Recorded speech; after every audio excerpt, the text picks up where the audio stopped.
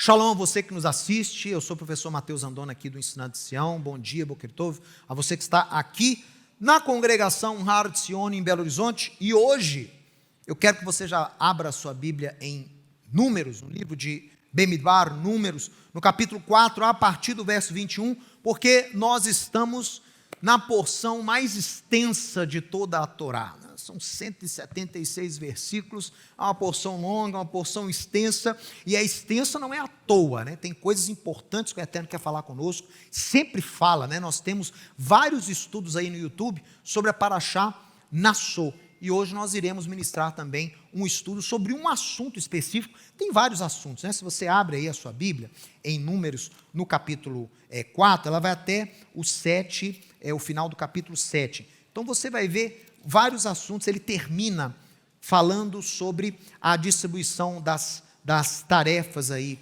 dos levitas, não é isso? Ele divide aí os levitas nas famílias, cada família recebe uma atribuição, uma tarefa, né? O pessoal acha que levita é só ficar lá adorando, né? Cantando. Não, levita era a turma do trabalho, a turma da guarda, a turma da manutenção. Esses eram os levitas. Acho engraçado que em alguns meios evangélicos o pessoal se autodenomina, os músicos se autodenominam levitas, né? Ah, fulano é levita, fulano é levita, mas o cara não mexe uma cadeira, né? Não faz, se precisar fazer alguma coisa para ajudar, não é com ele. Então não é levita, o levita mesmo na palavra, né? Aquele que era da tribo de Levi e também que ajudava. Olha os trabalhos aqui dos levitas, né? Não tinha moleza não, né? Eram trabalhos importantes e não fáceis não. E aí a porção continua falando sobre as impurezas, não é? Em relação aqui ao leproso, as pessoas que tinham algum tipo de impureza no corpo, como que elas tinham que ser afastadas temporariamente do acampamento de Israel. Temos aqui também a lei sobre a restituição, muito importante, a questão do quinto, né? Você dá o quinto para poder... Meu irmão, todo mal causado a alguém, para você expressar o seu arrependimento e moldar o seu caráter para você não errar de novo, você tem que restituir. Você não tem que dar só o que você prejudicou, você tem que aumentar a quinta parte. Essa quinta parte aí é o que vai moldar o seu caráter. Então isso é muito importante, tá? Tem até um evento na vida de Yeshua com o Tzadok, né, o Zaqueu, que ele recebe essa revelação e quando ele se arrepende, ele fala, eu vou devolver tudo aí e vou restituir a mais do que se por um acaso eu roubei alguém. Então, muito importante, depois você lê com calma na sua casa, o capítulo 5. E o que vai ser o tema aqui do nosso estudo é o que está aqui a partir do verso 11. Então, a partir do verso 11 do capítulo 5, nós temos o tema deste estudo, que dê uma olhada aqui, Nassô, a esposa desviada. Sotá em hebraico, vem, alguns rabinos dizem que vem da raiz shtut é tolice, loucura. Então, é muito interessante porque o desvio moral, ele é visto na Bíblia como um tipo de loucura, né? O homem que adultera, a mulher que adultera, o homem que prejudica o seu cônjuge, está tomado de loucura, fica cego. Então, os rabinos dizem que é um tipo de tolice. Viu? Então, sotá, a mulher sotá é aquela mulher desviada, a tradução é difícil, né? Não é na verdade desviada, aí talvez um pouco rebelde, né? Desviada, mas hoje vai ser o estudo então baseado nesse aspecto aí dessa tradição muito importante. Se você observa então no capítulo 5, você vai ver que a partir do verso 11, aí, verso 12, havia uma prescrição muito estranha, meio que quebra a Torá. Ela é uma lei, a lei da mulher de Sotá é algo assim que você não compreende, ela não faz sentido, ela é diferente de todos os outros mandamentos da Torá. Se o marido desconfiasse da mulher por causa de algum comportamento que não estava lhe agradando, então, por exemplo, a mulher estava com um certo comportamento e ele foi tomado por um espírito de ciúme. É uma porção que já nos ensina que o ciúmes é espiritual também. O ciúme pode ser doentio, uma doença que muitas vezes tem um fundo espiritual. O sujeito fica possesso, né? Quem já experimentou ciúme sabe que o negócio domina. Se você não se cuida, né, você acaba perdendo totalmente o domínio próprio. Então, o sujeito foi tomado de ciúme e imediatamente, então, ele procura a mulher e diz, olha, eu preciso que você deixe de fazer isso, isso e isso, porque o seu comportamento, a sua imagem está sendo de uma pessoa que está adulterando, que está indo contra, que está me prejudicando como seu marido. Se a mulher não acatasse, né, a recomendação do marido, então o marido deveria procurar o sacerdote e falar, olha, eu estou muito perturbado com essa mulher, ela está com um comportamento que está levantando aí suspeitas e eu não consigo mais viver assim. Então, ela, de um estado de ciúme, passa para um estado de procura do sacerdócio e separação. Então, a mulher era separada e ela era oferecida ofereciam a ela passar por uma cerimônia. E essa cerimônia consistia, na época do primeiro templo, da seguinte forma. A mulher chegaria com uma oferta, tá? Uma oferta especial de grãos, não era uma oferta animal, uma oferta de grãos, tomaria ali nas suas mãos, junto com o sacerdote, e ela ela repetia uma maldição. Ela repetia uma maldição. O sacerdote pegava água viva, água que era usada na bacia de purificação do templo, pegava aquela água, ficava ali com aquela água, misturava naquela água terra do tabernáculo, ou do mármore do templo, né? Pegava ali, misturava naquela água, o sacerdote segurava a água, a mulher segurava a oferta, a mulher repetia então uma maldição, aquela maldição era escrita num pergaminho, o sacerdote lavava o pergaminho, a tinta da escrita era dissolvida na água, ele misturava a água e a mulher bebia a água. Se ela fosse culpada de algum tipo de adultério ou promiscuidade, imediatamente a coxa dela ia deslocar e o ventre dela ia inchar. Em outras palavras, ela ia morrer.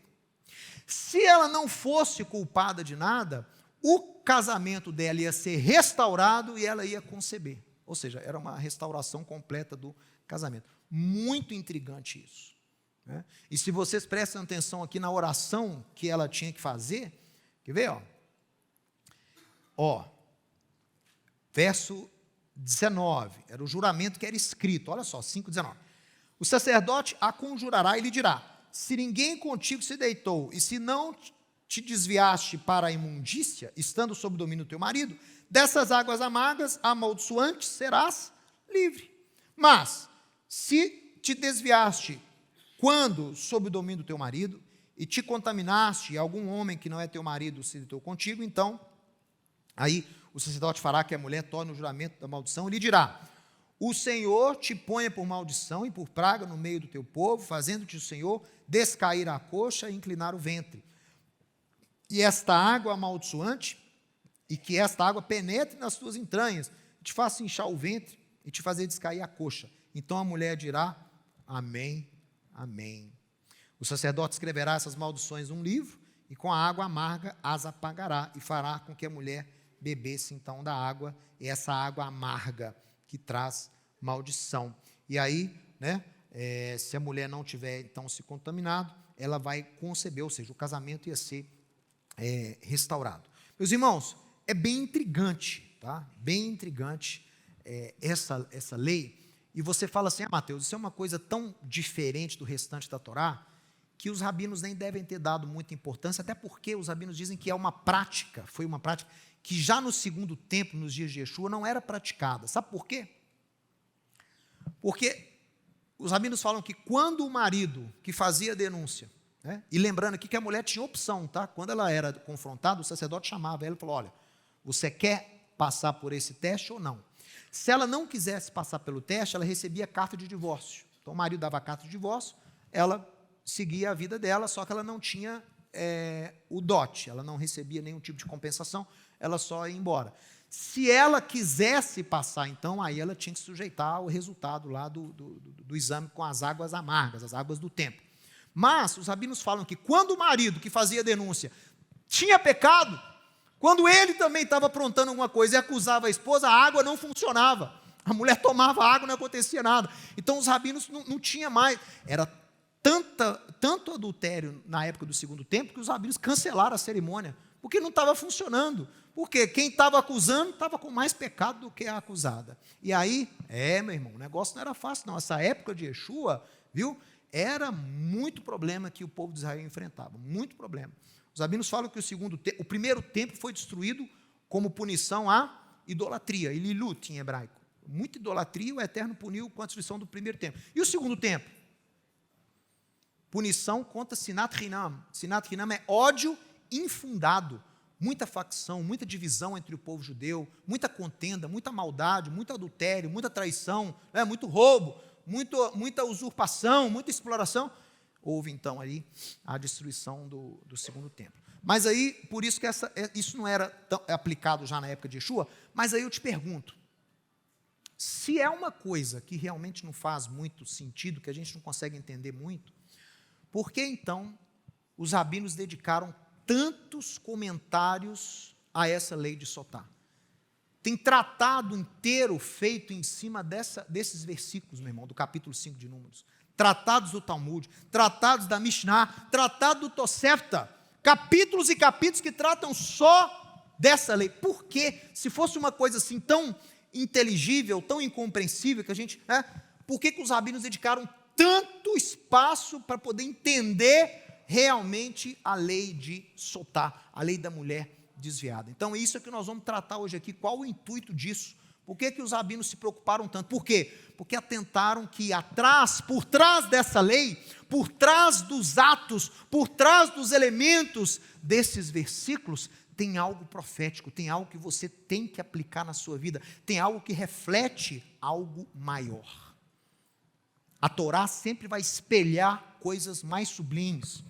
Ela é atemporal, ela não consegue, a Torá não está presa ali às letras, ao texto, ao contexto, nem à história. Ela é atemporal, ela se aplica nos dias de hoje em situações diversas. Então, olha só o que eu preparei para você aqui, ó.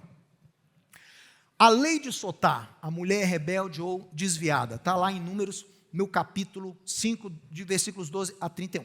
Qual a razão, então, pela qual os sábios de Israel dedicaram um capítulo da Mishnah, depois um capítulo do Talmud, antes da Mishnah, no Tosefta, sobre o assunto da mulher Sotá? Sabe o que os rabinos descobriram? A mulher suspeita de adultério, a mulher adúltera, era um reflexo, era uma alusão ao povo de Israel. Por quê? Porque assim como o marido tinha problemas, acusava a esposa, mostrava para a esposa seus desvios, Deus se casa com o seu povo de Israel lá no Monte Sinai, há uma cerimônia ali de casamento, com um contrato estabelecido, que o contrato foi a própria lei de Deus. E esse casamento, essa aliança celebrada lá no Sinai estava sendo quebrada. E os rabinos falam, essas prescrições dessa lei de Sotá, dessa mulher acusada de desvio de adultério, é um reflexo que mostra a situação do povo de Israel, que mostra os estágios de desvio do povo de Israel, que ensina para Israel que o relacionamento que o povo de Deus tem com Deus, é um relacionamento de marido e mulher, foi um casamento. Israel é chamado de noiva. Então eu quero mostrar para você aqui, por exemplo, Isaías capítulo 62. Isaías capítulo 62, que foi o capítulo que milhões de cristãos aí, agora no mês do final de maio, escolheram para poder fazerem uma oração mundial, um clamor pela salvação de Israel, fizeram um jejum, e depois fizeram a entrega desse jejum, no último domingo, depois da festa de Shavuot, na época de Shavuot. Mas se você observa o texto escolhido por eles, que é Isaías capítulo 62, Isaías 62 é uma linguagem de o noivo para a noiva. Israel ali está sendo tratada como noiva. Então, Isaías 62 vai atestar que o povo de Israel, o povo judeu, foi escolhido como a noiva do Eterno, Yeshua. Quando você chama ele de noivo, e você diz que ele vem buscar a sua noiva, que a sua noiva tem que ser ataviada, Yeshua não é bígamo, Yeshua não cometeu adultério, Se Deus escolheu para ele essa noiva lá em Êxodo capítulo 20, se Deus atesta que Israel é sua noiva lá em Isaías capítulo 62, em Jeremias capítulo 2, em Oséias, como é que Deus vai separar da sua primeira esposa e casar com uma segunda? Não dá. Mas Ele restaura a sua esposa, Ele perdoa a sua esposa, Ele acolhe a esposa pecadora. Olha só, Isaías capítulo 62, meu irmão, é tão interessante quando você coloca no contexto certo. Olha a linguagem de noiva, como um noivo falando para a noiva. Por amor de Sião, imagina você falando para sua esposa. Fala o nome dela, por amor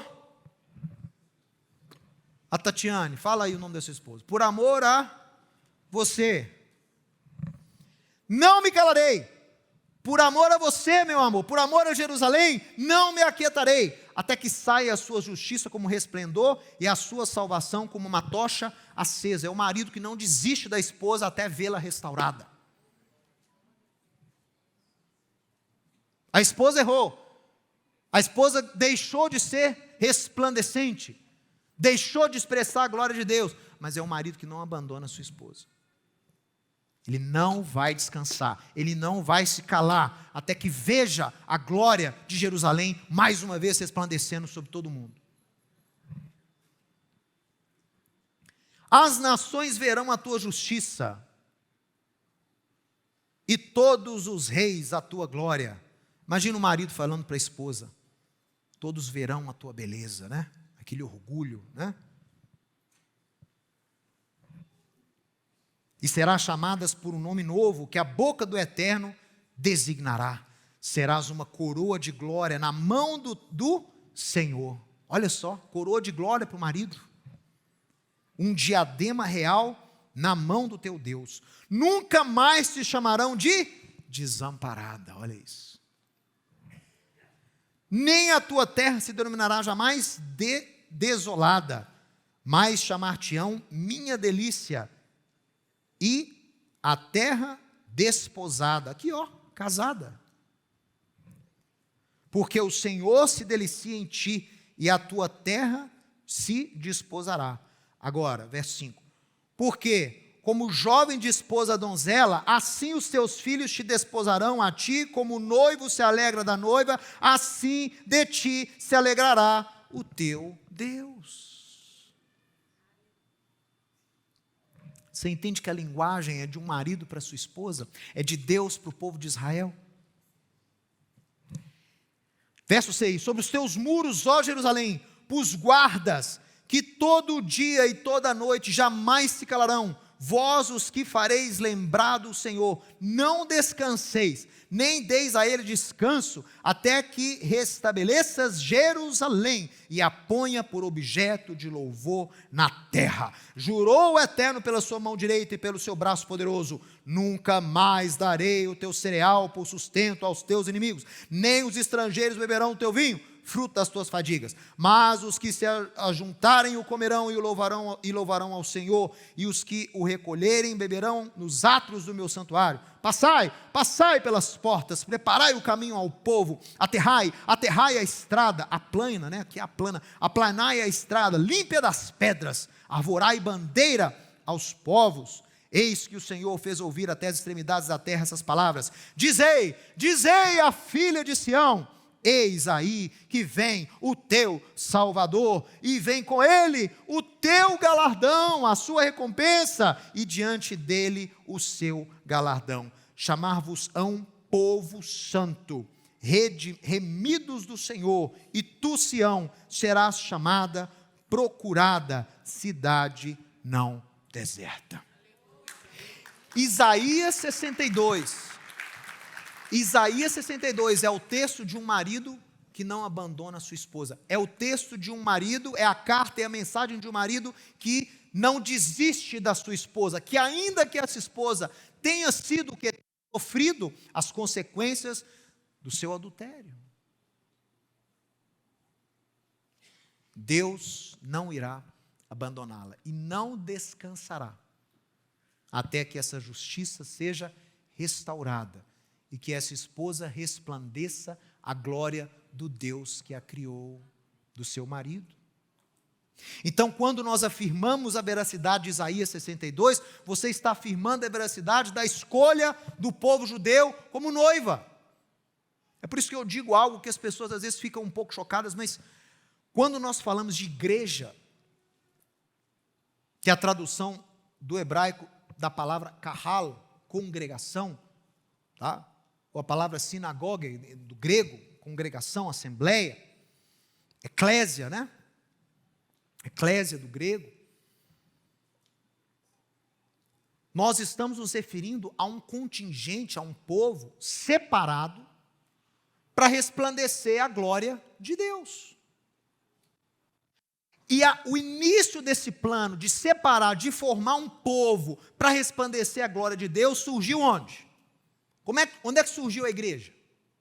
Onde é que surgiu esse conceito de igreja? Onde é que começou a surgir a igreja? Onde é que começou a surgir uma congregação de separados para resplandecer a glória de Deus? Gênesis 12. Gênesis 12, não foi Atos 2. Foi Gênesis 12, a criação de um povo, a intenção de separar, de criar um povo para resplandecer a glória de Deus, para abençoar as nações, foi Gênesis 12 com o povo judeu. E essa aliança, esse casamento que Deus atesta em Isaías, esse casamento que Deus atesta lá em Jeremias, capítulo 2, capítulo 31, é um casamento que não foi quebrado. E a obra de Yeshua, o Messias, anunciado pelos profetas, ele vem para o quê? Ele vem para restaurar essa noiva, meu irmão.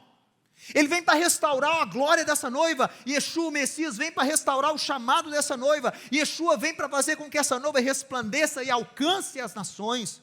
Por isso que as nações são unidas ao chamado de Israel através do Messias. Sem virar judeu, sem se converter ao judaísmo, sem circuncisão, as pessoas são unidas através da obra de Yeshua. A herança de Israel se torna noiva. Atenção, meu irmão, que eu estou falando, você não vai ouvir isso aí fora, não.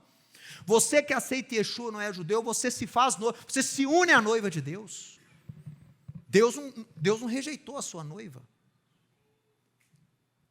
Então nós temos isso muito claro, e por isso que os rabinos falam que é importante estudar a lei de Sotá, a lei da mulher desviada, porque é uma alusão ao relacionamento que Deus tem com Israel. É uma alusão ao relacionamento que Deus tem com o seu povo.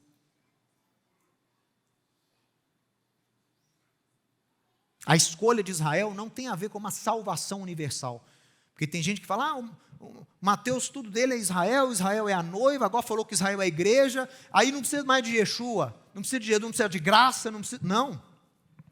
A escolha de Israel não tem a ver com salvação. A escolha de Israel tem a ver com responsabilidade.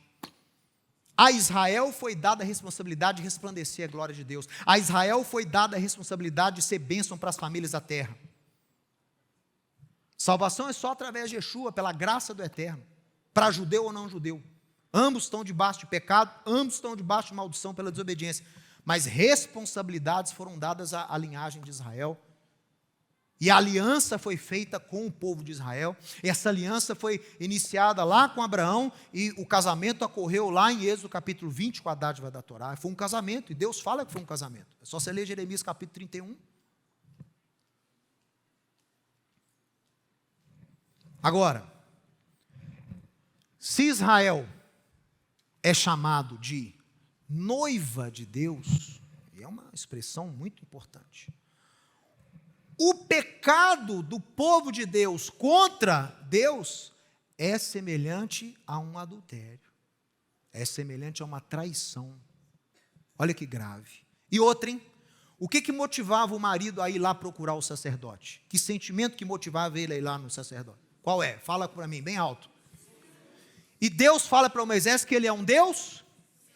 Aham.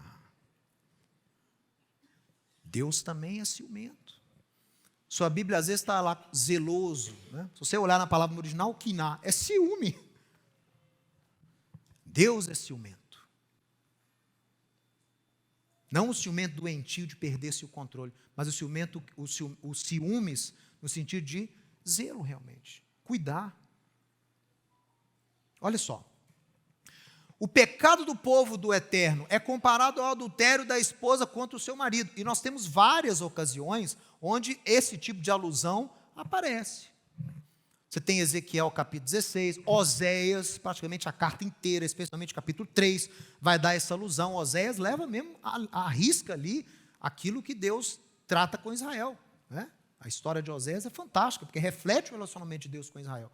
E mesmo aquela esposa sendo infiel, só você ler Oséias, mesmo aquela esposa tendo os seus amantes, ainda assim, o que Deus manda fazer? Vai lá, Oséias, pega ela de volta, traz ela de volta para sua casa, que eu vou restaurá-la. Eu vou restaurar os seus dias de glória, eu vou restaurar os seus frutos, os seus filhos, a sua família, eu vou restaurar a sua casa, né? Eu vou restaurar a sua honra. Então, nosso Deus é um Deus que cumpre as suas promessas, não um Deus que abandona as suas promessas. Isso tem que estar claro. Olha só, mas aí eu não vou ler aqueles textos, não. Mas a mulher de Sotá, olha que interessante. Se você ler Números capítulo 5, não é a mulher que cometia adultério. Não era essa a categoria da mulher. A mulher de Sotá não cometia adultério. Era o quê? Era a mulher cujo comportamento levantava suspeitas de uma possível infidelidade. Tão ruim quanto o adultério, tão ruim quanto a contaminação, é você agir como se fosse um adúltero. É você agir, falar, se vestir, ter trejeitos de um adúltero, de uma adúltera. É tão ruim quanto. Então não adianta você não cometer um ato em si. Essa que é a lei, da moral, né, parte da moral da lei de Sotá é essa. Não adianta você não cometer o ato. Não adianta você não ser um adúltero, você não ser uma adúltera. Você tem que se portar como quem não pratica essas coisas. Porque senão você vai confundir todo mundo. Né? Não adianta não pecar. Você tem que agir, se vestir, se mostrar como quem não peca. As pessoas têm que olhar para você e têm que saber quem você é. Você não pode gerar dúvidas. Por isso, a quantidade de leis que existem na Bíblia é para o povo de Deus. E eu incluo aqui povo de Deus, judeus e não judeus. Se você serve o Deus de Israel, tem leis comportamentais para você. Ah, com certeza. E Yeshua e os apóstolos enfatizam essa separação ética-moral contida na Torá para todo mundo, judeu e não judeu. Tem que se portar de uma forma distinta. Tem coisa que o servo de Deus não faz. Tem lugar que o servo de Deus não vai. Tem atitudes que o servo de Deus não tem. E quando você consegue se dominar e guardar essas leis morais e éticas, aí você é livre. Olha aí, ó. A verdadeira liberdade é quando você consegue andar nos caminhos de Deus, na justiça de Deus. Essa é a liberdade. Ah, nós estamos livres, os cristãos são livres da lei. Que liberdade é essa? Que dá a você o direito de fazer coisa que Deus condena? Liberdade é quando você consegue, tem domínio próprio, de andar no caminho de Deus, andar em obediência. Você se domina, se controla. Quem se domina é livre. E a Torá é chamada por Moisés e por Tiago, irmão de Yeshua, lei da liberdade. Herut ou Harut, a gente não sabe o original, Al-Haluhot, liberdade em tábuas. É assim que a Torá é chamada. É assim que Tiago chama a lei de Deus. Liberdade em tábuas. Isso é a Torá. O homem que anda nos caminhos de Deus, ele é livre. Então, olha só. O ideal, o desejado, é que você nem cometa o pecado, nem ande como pessoas que cometem esse tipo de pecado. É que você não cometa idolatria, mas também não ande conforme pessoas que são idólatras. Está entendendo? O aspecto, a imagem que você passa é tão importante quanto o seu interior. É isso que as pessoas não entendem. Deus não está preocupado com a maneira externa, né? Eu não estou preocupado com o que as pessoas pensam, eu não estou nem aí para o que os outros pensam. Isso é o tolo. Como assim não está preocupado com o que as pessoas pensam? Convicções morais, né? Convicções morais que eu tenho as minhas convicções. Agora, a maneira como eu sou visto, é claro que afeta. Né? É claro que afeta, claro que é importante. Eu não posso ser visto como uma pessoa a qual eu não sou. Eu tenho que externar aquilo que eu sou lá dentro. sou um só. Corpo, alma e espírito faz parte de um indivíduo só, eu não posso separar. Né? Então, é muito importante. E como é que a mulher se tornava sotá? Igual eu falei, tinha um processo, não era de um dia para o outro. Primeiro era o processo de quinui. O que é quinui? Ciúme. Então, por exemplo, o marido suspeitou que a esposa estava se envolvendo com outro homem. Ele é tomado por esse espírito de ciúme. E avisa para a mulher, perante testemunhas, para que a mesma não fique sozinha com o tal indivíduo. Isso aqui eu estou tirando dos rabinos, tá? Como é que funcionava. Então, ele vai lá e avisa, não fica sozinho com esse sujeito, que eu não gosto dele. Não fui com a cara dele, já viu? E sempre tem uns engraçadinhos assim, né, professor Rodolfo? Sempre tem uns engraçadinhos que a gente tem que chegar lá e falar, ó, esse sujeito aí não serve não. Você que cuida da sua esposa, você sabe muito bem o que eu estou falando. Tem uns aí que você tem que falar, ó, quero esse sujeito aí não. Sujeito não é flor que se cheira, não. Aí você avisa para ela, fala, ó, não fique com esse sujeito aí. Mas, se ela mesmo assim se permitir ficar sozinha com tal indivíduo, aí sim ela entra no estágio de setirá. O que é o setirá? É afastamento. Aí o casamento afasta, tem uma separação temporária. Tá? A mulher é retirada, o marido separa da esposa e ela se torna, não definitivamente, mas tem um estágio de afastamento, sendo temporariamente afastada até que concorde em fazer o teste das águas amargas.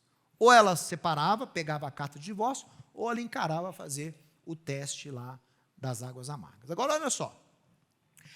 A mulher, ela é avisada que, atenção, caso, lembra que tudo isso aqui tem um reflexo na vida do povo de Deus, no relacionamento nosso com o nosso marido. A mulher é avisada que caso ela tenha realmente cometido adultério, as águas amargas irão matá-la.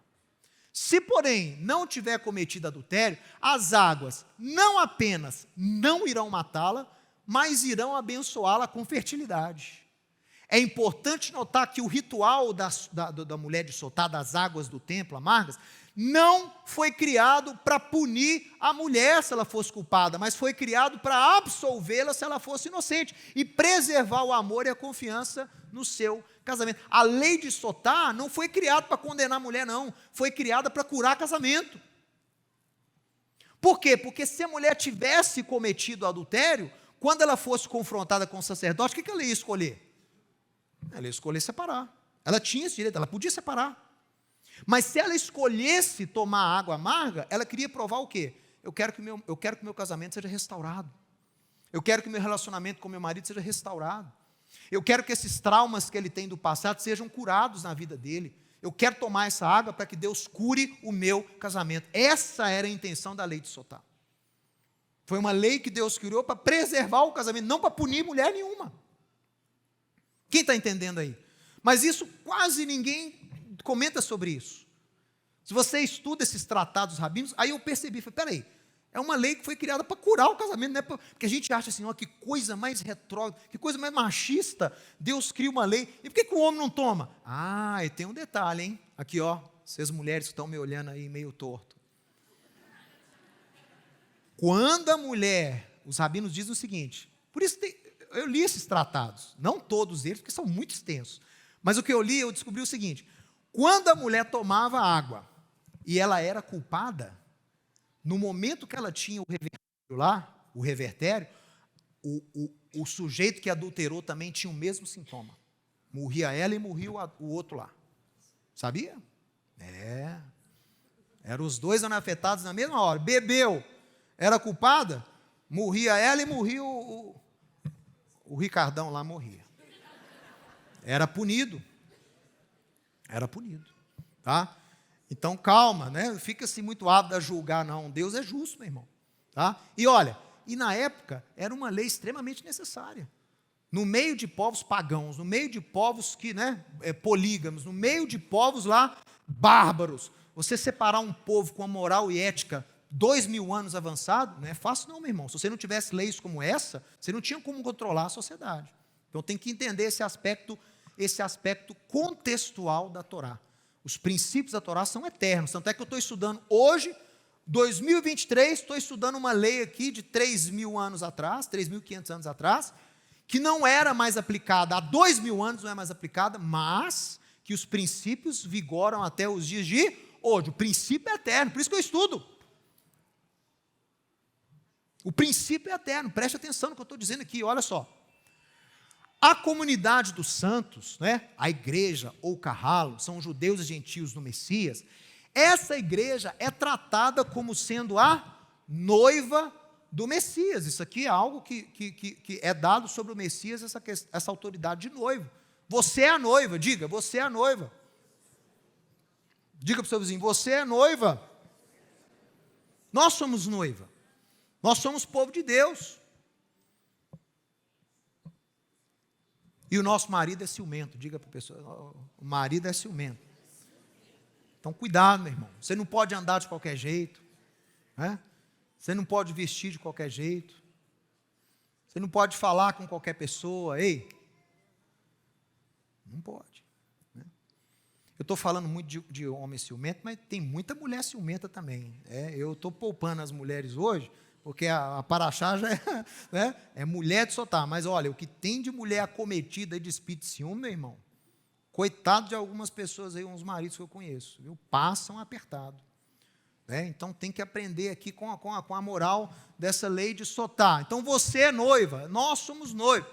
E assim como a esposa Sotá, assim como aquela esposa acusada de infidelidade, o povo de Deus também tem se contaminado.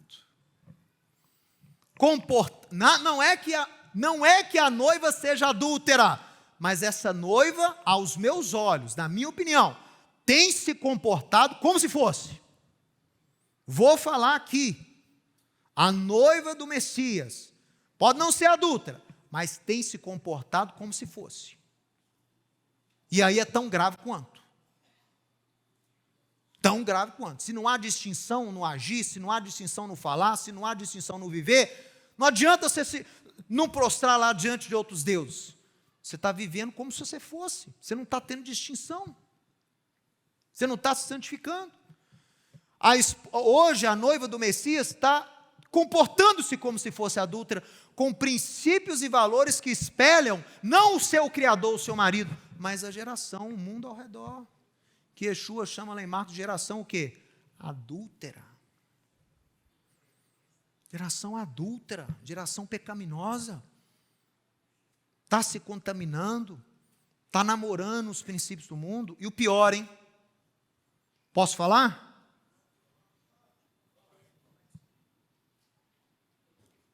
Essa aparência de adúltera tem se manifestado no silêncio.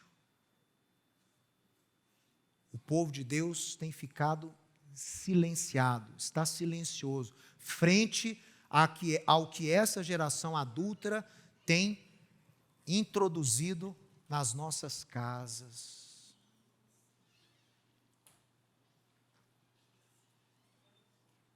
O mundo quer fazer com que você aceite essas coisas. O mundo quer fazer com que a lei de Deus seja banida, seja combatida. Inclusive, esse é um dos sinais que Yeshua está voltando. O povo vai ter ódio das coisas de Deus, dos princípios de Deus, das leis de Deus, da moral de Deus. Ódio. E vão perseguir, olha outro sinal, quer saber outro sinal? Vão perseguir as pessoas que pensam e agem conforme os princípios de Deus. Vai ser tão comum, eles estão querendo fazer a coisa tão comum, que todo mundo age e pensa da mesma forma. E se um lá age e pensa diferente, ele é cancelado, não é isso que estão falando hoje aí? O sujeito é cancelado. O que é cancelado? Ele é marginalizado na hora. A gente tem 15 anos que eu falo isso aqui. Agora estão começando a descobrir isso aí fora. Mas tem 15 anos que eu falo, marca da besta, lá de Apocalipse, que o sujeito fica lá totalmente doido, achando que é chip. Teve uns aí que acharam que era vacina Covid. Pelo amor de Deus, meu irmão. Código de barra, marca da besta, sinal na mão e na fronte, remete a quê? Remete à lei de Deus. O que o judeu atava na fronte e na mão? O que ele deveria atar na fronte e na mão? A lei! e atarás essas minhas palavras, e serão por frontais entre os teus olhos, serão como sinal na tua mão. É a palavra. Pense e haja conforme a palavra. O que vai ser a marca da besta? Quem pensa e age conforme essas leis do mundo, esses princípios do mundo. A marca da besta é uma ideologia. E afeta em tudo. O sujeito que fala contra, imediatamente ele é cancelado. É ou não é? A marca da besta já está aí. Olha o tanto de gente que já está marcado. Olha aí, liga a televisão. Liga canal infantil aí famoso. Olha aí parque de diversão famoso aí na América do Norte. Você vai entender o que eu estou falando. Aí isso é a marca da besta. Então, o que tem acontecido? Nós temos visto o povo do Eterno calado. Não vou envolver nisso, não vou falar mais não. Né? E isso é um problema. Porque se não fizermos nada, se não levantarmos a nossa voz, se não aplicarmos o que disse Isaías, Isaías falou por amor à noiva, e você, noiva, por amor à noiva, não me calarei, não me aquietarei, até que saia a sua justiça como um resplendor e a sua salvação como uma tocha acesa. Eu não posso me calar, meu irmão, você também não.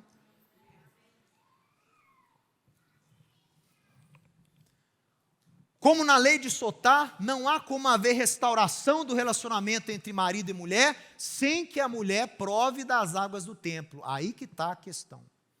A água do templo é uma água amarga, mas ela foi criada para restaurar casamento. Está entendendo? Não é para matar ninguém, ela foi criada para restaurar casamento. E ela é amarga. E quer saber de uma coisa? Na minha opinião, Deus está oferecendo para a sua noiva essa água amarga do templo.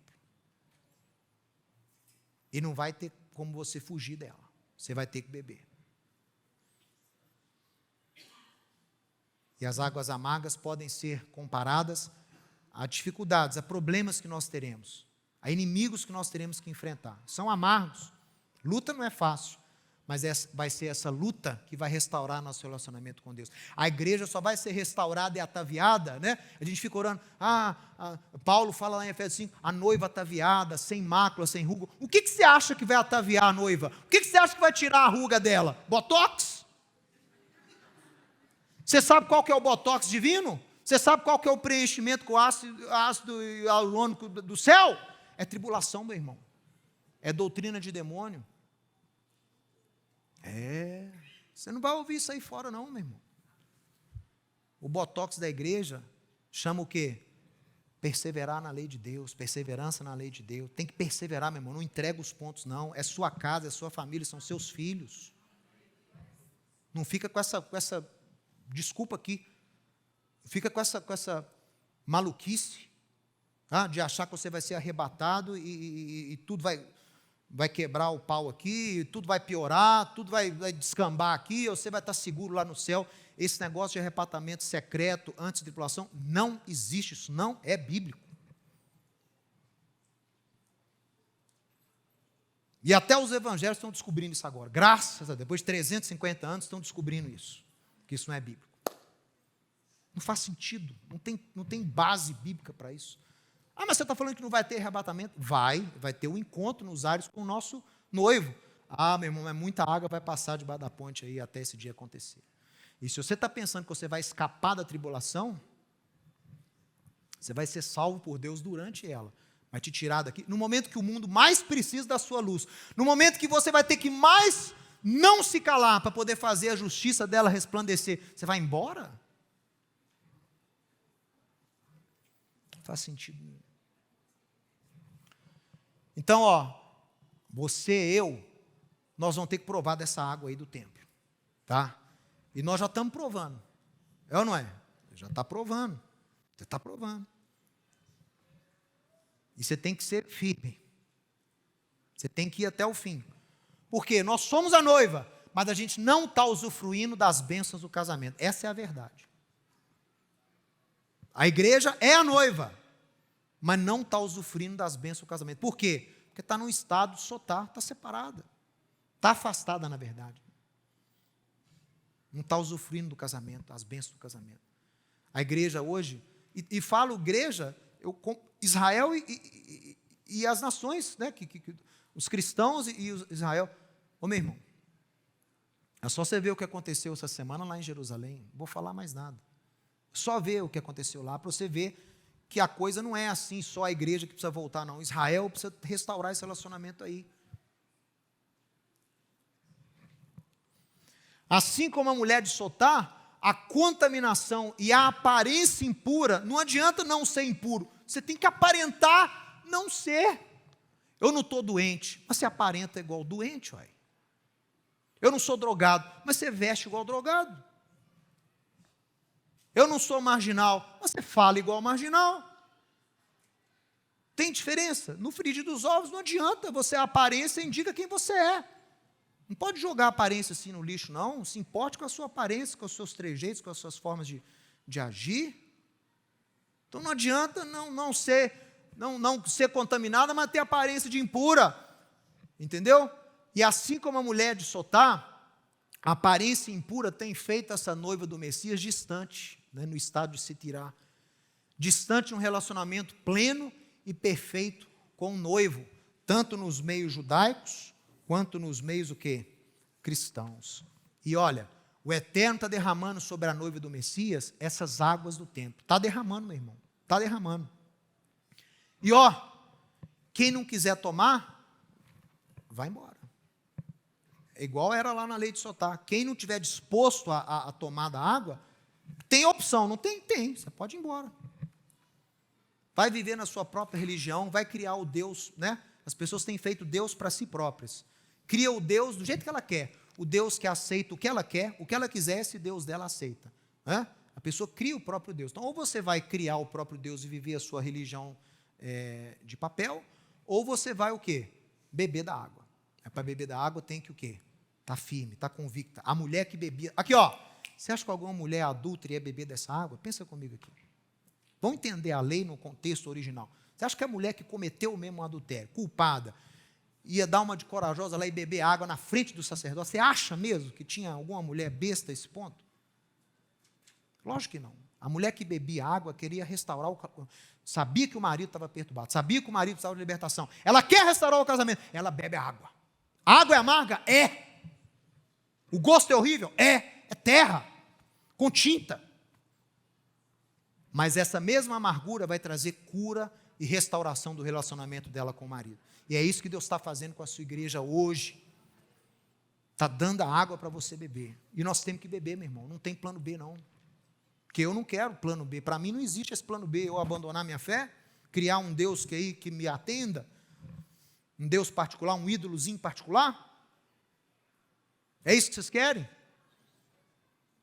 Porque tem muita gente fazendo isso. Nós não queremos passar por tribulação. Nós não queremos confrontar ninguém. Vamos adaptar a nossa religião. Vamos trazer isso aqui para dentro. Tudo vai ficar na paz. Ô meu irmão, como eu falei com meu pai essa semana, tolerância tem limite. Tolerância tem limite. Respeito é incondicional. Tolerância tem limite. Você merece aquilo que você tolera.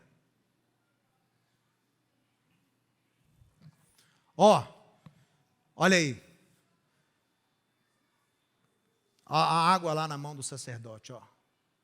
Olha o marido lá. O marido está com mais medo do que a mulher. A mulher está com mais coragem. Olha essa imagem aí. A mulher, eu falei com vocês, a mulher é corajosa, ela está lá para tomar essa água.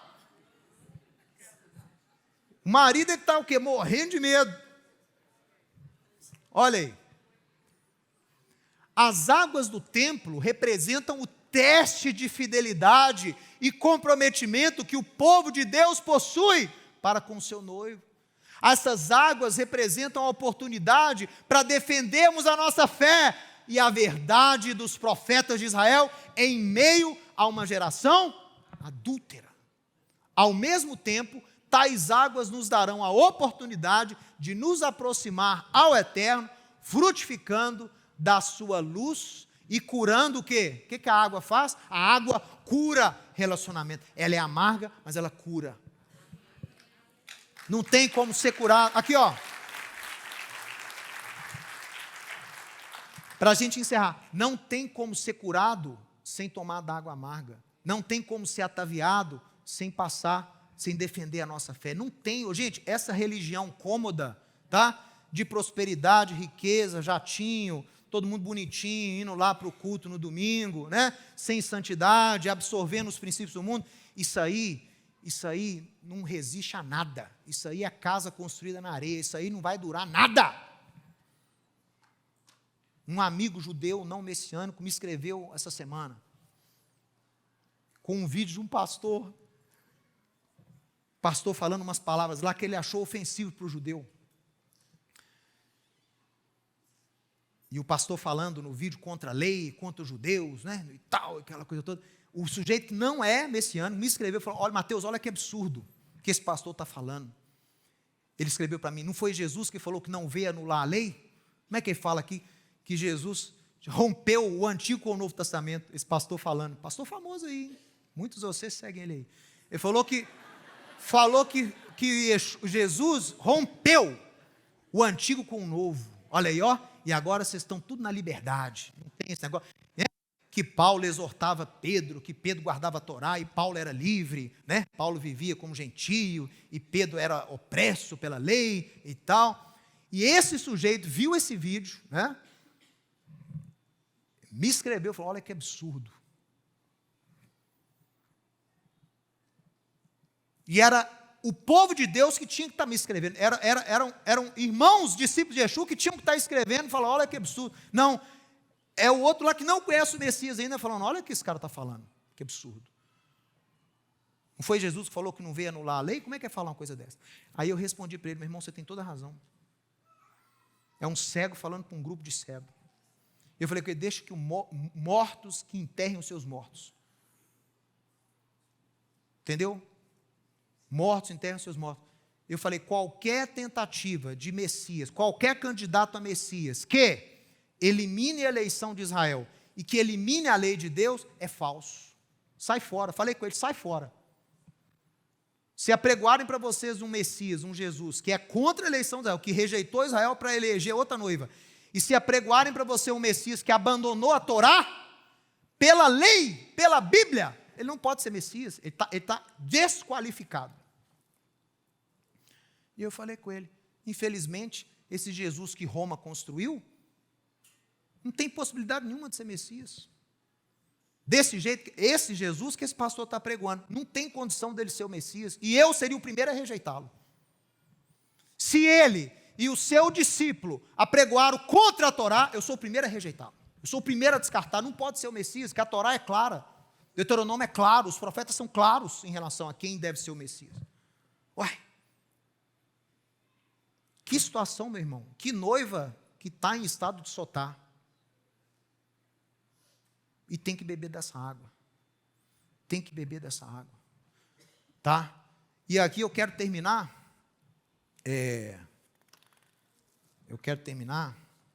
Lendo uma carta que o Rabino Shulam escreveu para mim anteontem. E ele escreveu essa carta e eu achei que estava totalmente aqui dentro do contexto do que a gente está falando aqui. Da necessidade da igreja beber da água e não sair, não abandonar a água, não abandonar a tribulação, não abandonar a coragem, não abandonar a responsabilidade, mas encarar o desafio e não se calar. Por amor de Sião, não me calarei. Por amor a Jerusalém, não me aquietarei. Shalom, irmãos. A terra e tudo que nela existe pertence a Deus. A igreja não existe pelo sangue de Cristo para ser uma decoração ou embelezamento da terra ou um conjunto de pessoas elegantes e bem vestidas que dirigem aos domingos para um desfile de moda nos seus templos. A igreja, os santos, estão no mundo para mudar o mundo e levá-lo de um mundo cão, onde cão come cão, para um mundo onde o cão guia o mundo cego, né? Vira um cão que come cão de um cão guia. Alguém precisa estar disposto a ser o cachorro que late quando o perigo é iminente. Alguém precisa latir quando o ladrão entra em casa para levar os nossos bens mais valiosos, os nossos filhos. O que tenho visto nesses dias no mundo desperta em mim o cachorro, o vigia nos muros da cidade, que vê os perigos se aproximando e não se cala, mas soa o alarme para fazer com que as pessoas acordem e tomem posição de defesa. Eu não nasci de novo para ser politicamente correto, e você também não nasceu para agradar homens. Queridos irmãos, temos visto abominações em várias partes do mundo, mas lembrem-se que, na história da humanidade, todos os lugares onde tais abominações foram forçadas a serem adotadas como padrão, o juízo de Deus veio e veio rapidamente. Eu amo as pessoas do mundo o suficiente para estar disposto a ser esse cachorro não politicamente correto, o vigia nos muros da minha cidade. O que tenho visto tem me inspirado a latir como um cachorro para acordar as igrejas e as sinagogas adormecidas e avisá-las que terríveis punições divinas estão vindo sobre a terra, que está praticando a abominação com orgulho e visando as nossas crianças inocentes, o futuro da humanidade. Eu conheço um pouquinho sobre Deus, e esse pouco eu conheço, uma das coisas que eu sei é que se o povo de Deus se calar, a terra e a própria natureza rugirão como um leão faminto para proteger-se da extinção derivada do pecado. Está citando aqui Levítico, né? Que a natureza vomita a iniquidade do homem em forma de catástrofe. Por amor de Sião não me calarei, por amor de Jerusalém não descansarei, até que a sua justiça saia como um resplendor e a sua salvação como uma tocha acesa. Isaías 62:1, Rabino Joseph Shulam.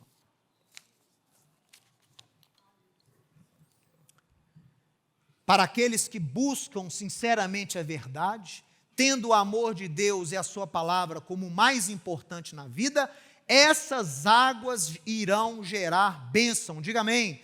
Essas águas vão gerar luz, essas águas vão gerar vida. Lembra que a mulher ia conceber, vai gerar vida, vai gerar luz, vai gerar restauração do relacionamento com Deus. Ainda que o gosto seja amargo, né, mará, essas águas são necessárias para nos reaproximar ao nosso noivo. É necessário nos posicionar, é necessário declarar a vontade de Deus, é necessário resplandecer a luz do eterno em meio a uma geração pecaminosa. Diga comigo, não vamos nos calar frente ao mal, restauração já, em nome de Yeshua. Amém. Se você gostou e foi abençoado com esse estudo, inscreva-se em nosso canal do YouTube. Considere também ser um mantenedor do trabalho do Ensinando de Sião no Brasil, Israel e no mundo. Doações e contribuições podem ser feitas através do link na descrição desse vídeo. Um grande abraço e shalom, shalom.